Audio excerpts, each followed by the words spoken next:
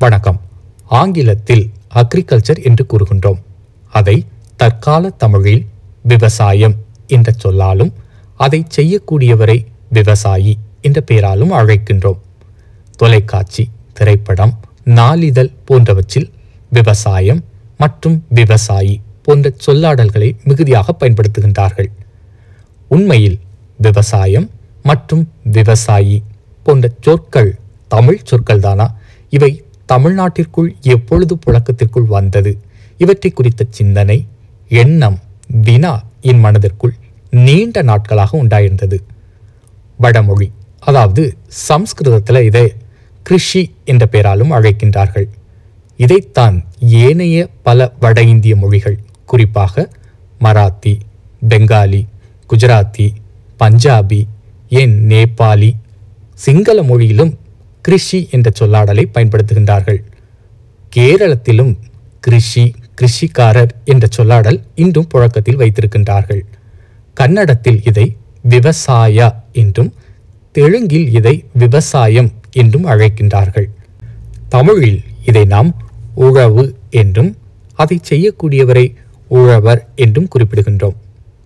தமிழ்நாட்டில் குறிப்பாக தமிழ் ஊர்களில் இருக்கக்கூடிய மூதாதையர்களிடம் விவசாயம் மற்றும் விவசாயி போன்ற சொல்லாடலை காட்டிலும் உழவு, உழவன் போன்ற சொல்லாடல் மிகுதியாக பயன்பாட்டில் இருந்து கொண்டுதான் இருக்கிறது. உழவு இந்த சொல்லாடலானது உழைத்தல் என்கின்ற சொல்லிலிருந்து பிறக்கின்றது. உழைத்தல் அதாவது மெய் வருத்த பாடுபடுதல்.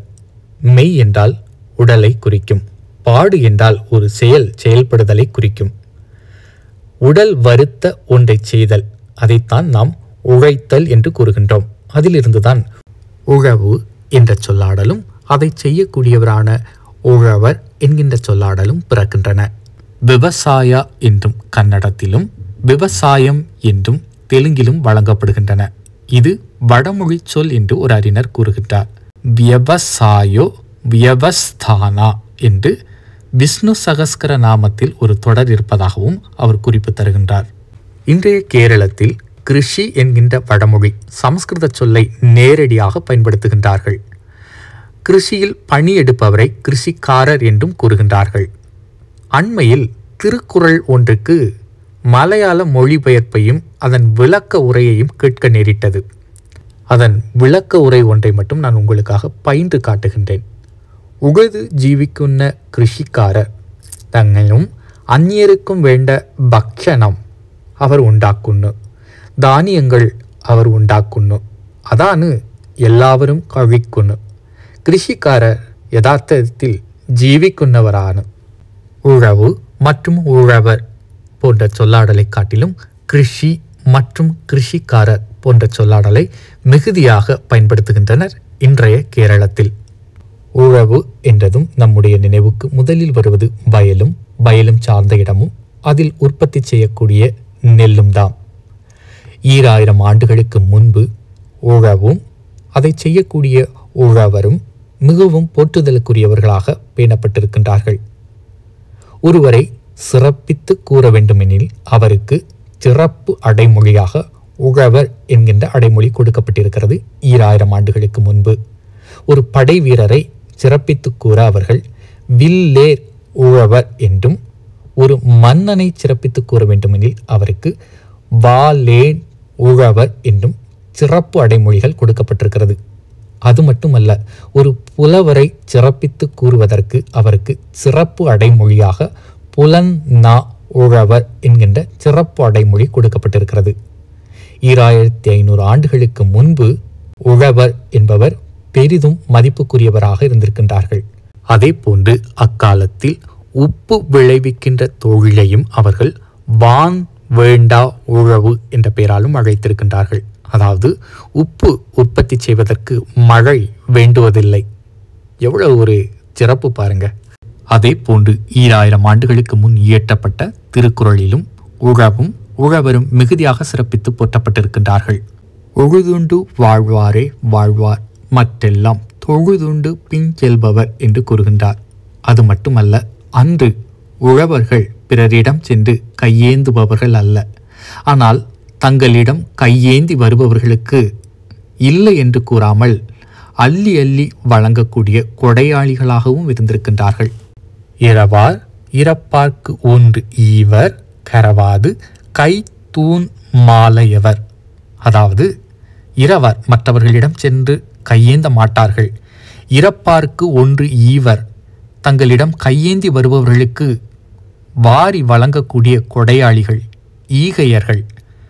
கரவாது கை செய் தூண் மாலையவர், தங்களது கைகளால் உழுது உண்டு வாழக்கூடிய ஒரே மக்கள் உழவர் என்று வள்ளுவர் சிறப்பிக்கின்றார். அதே போன்று 1800 ஆண்டுகளுக்கு முன் இயற்றப்பட்ட சிலப்பதிகாரத்திலும் இளங்கோவடிகள் உழவையும் உழவரையும் மிகுதியாக சிறப்பித்திருக்கின்றார். சான்றுக்கு ஒரு தொடரை உங்களோடு பகிர்ந்து கொள்கின்றேன். இறப்போர் சுற்றமும் புறப்போர் கொற்றமும் உழவிழை விளைவிப்போர். எவ்வளவு ஒரு அழகான தொடர் பாருங்க. இறப்போர் சுற்றமும் புறப்போர் கொற்றமும் உழவிழை விளைவிப்போர். இவ்வாறு 2500 ஆண்டுகளுக்கு முன்பும் ஏன் 1800 ஆண்டுகளுக்கு முன்பு வரையிலும் உழவும் உழவரும் மிகவும் போற்றுதலுக்குரியவர்களாக இருந்தனர். அப்படியே நாம் 6ஆம் நூற்றாண்டிற்கு நகர்ந்து வரும்பொழுது, அதாவது இன்றிலிருந்து ஒரு 1400 அல்லது 1500 ஆண்டுகளுக்கு முன்பு உழவும் உழவரும் இழிவானவர்களாக கருதப்பட்டார்கள். சான்றுக்கு ஒரு கதையை உங்களோடு பகிர்ந்து கொள்கின்றேன்.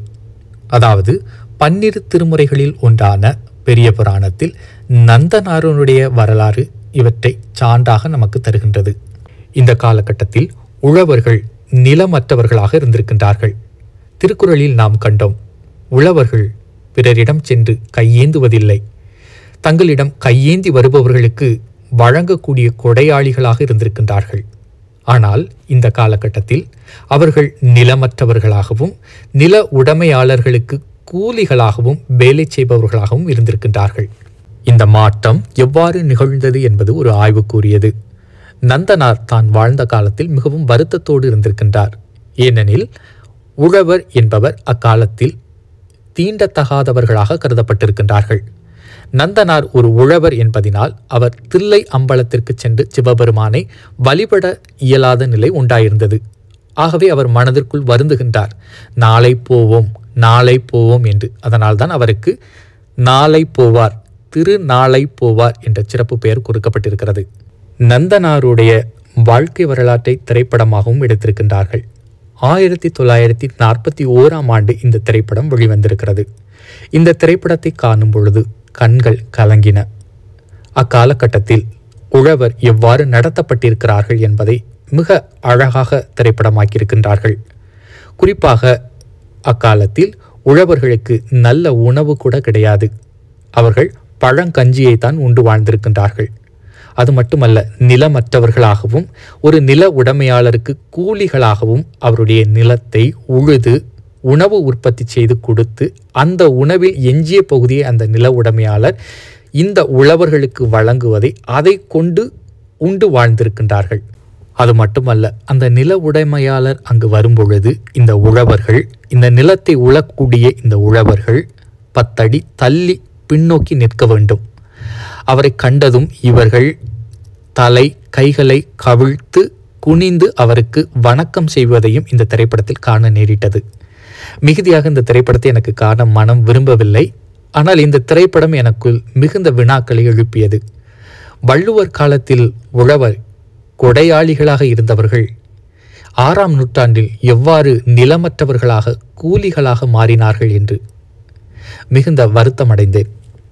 2500 ஆண்டுகளுக்கு முன்பு ஒருவரை சிறப்பிக்க சிறப்பு அடைமொழியாக உழவர் என்கின்ற சிறப்பு அடைமொழி கொடுக்கப்பட்டது. வள்ளுவர் காலத்தில் உழவர் என்பவர் கொடையாளிகளாக இருந்திருக்கின்றார்கள். பிறரிடம் சென்று கையேந்துவதில்லை. ஆனால் 6ஆம் நூற்றாண்டில் அது தலைகீழாக மாறியிருக்கின்றது. அவர்கள் நிலமற்றவர்களாக மாறியிருக்கின்றார்கள். தீண்டத்தகாதவர்களாகவும் மாறியிருக்கின்றார்கள். இது எதனால் நிகழ்ந்தது என்பது ஒரு ஆய்வுக்கு உரியது. ஆனால் இந்த திரைப்படத்தை காணும் பொழுதும் மனம் மிகவும் வருந்தியது. விவசாயம் மற்றும் விவசாயி போன்ற சொற்களை ஆராயும் பொழுது இவற்றையெல்லாம் காண கிடைக்க நேரிட்டது. இந்த காணொளி உங்களுக்கு விருப்பமான காணொளி அப்படின்னா மற்றவர்களுக்கு பகிர்ந்து கொடுங்க. முதல் முறையாக என்னுடைய சேனலை பார்க்குறீங்க அப்படின்னா மறக்காமல் சப்ஸ்கிரைப் பண்ணுங்கள். மீண்டும் சந்திப்போம். நன்றி.